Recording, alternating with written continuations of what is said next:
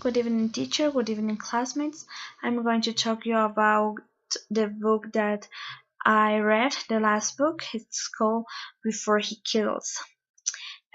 This book I found it on, to be honest, I found it on Google Books, and I thought it was interesting. It has 126 pages, and the reader is Blake Pierce. We don't know, or I couldn't find some facts about the author. It's like a unknown author. He start he started to write books since 2015, more or less, and he was born in California, and he only writes mystery and thriller books.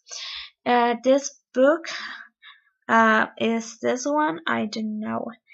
If you could see, Before He Kills. This is a story about an agent, Mackenzie White. She has to work in an environment where there is a lot of chauvinism, a lot of macho men, and over there, men thought that she is just pretending to be a police, but she doesn't. She has a lot of motivation because when she was a girl, her father was killed, and she found him on the bed. So since there, she wanted to be a police and catch the bad guys. In a small town, Omaha, where she lives in the state of Nebraska, there is a killer who catch young women that are a stripper. This man thought that he could do a kind of um, clean the city because God doesn't see as a good thing that men use their bodies to work or do things like that.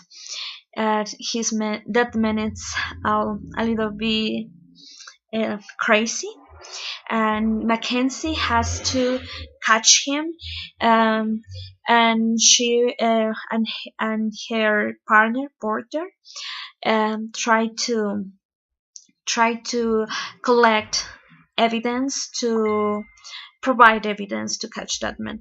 And at the beginning, Porter was um,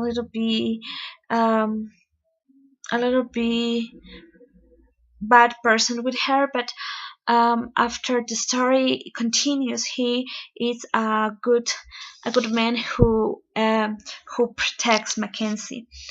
There is Agent Ellington, who is from FBI and came to help Mackenzie and all the estatal police.